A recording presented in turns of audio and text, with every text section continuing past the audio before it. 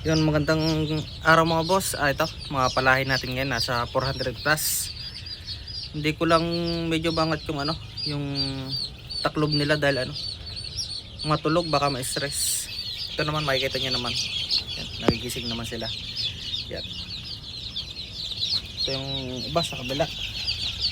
Hindi ko alam kung medyo kita niyo eh. Hindi ko kasi iangat yung taklob baka magitla. Ma-stress kasi yung mga sisiw.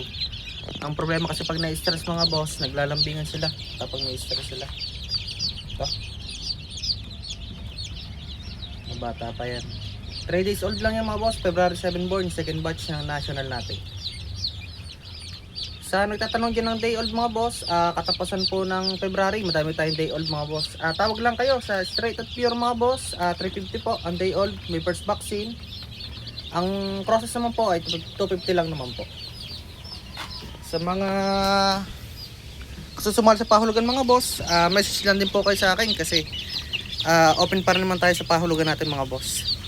Ito po yung mga Tornado Pure at saka Tornado Crosses po. Nasa sandang sa make it 100 pieces po ito. Yan, mga healthy yan mga boss. May first vaccine na rin yan. Patatlong araw pa lang sila ngayon.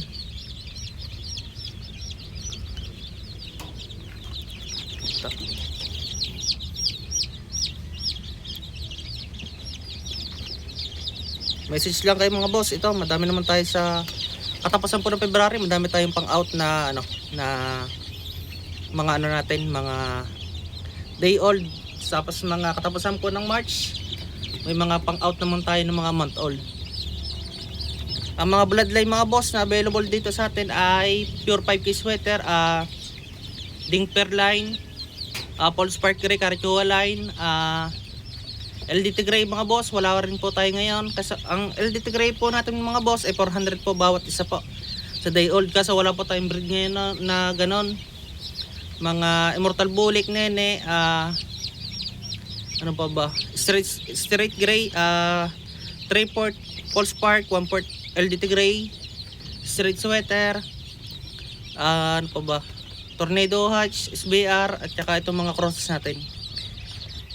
Message lang kay mga boss, madami naman tayo sa katapusan, tsaka katapusan po ng March, may mga month old po tayo. Pahulugan mga boss, open pa po tayo. Yun lang mga boss, maraming salamat po sa nagtitiwala sa atin. Tawag lang po kayo sa 0938-848-6091. Location ko mga boss, Lay Ibabaw, San Juan, Batangas po.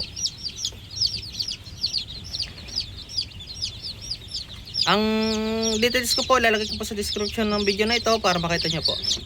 Thank you po mga boss.